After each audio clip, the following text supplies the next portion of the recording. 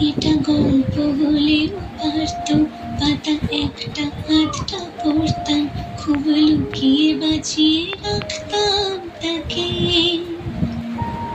জানি আবার আসবে কালকে, নিয়ে পালকে পালকে ভাবনা, ফের চলে যাবে করে একলা আমাকে।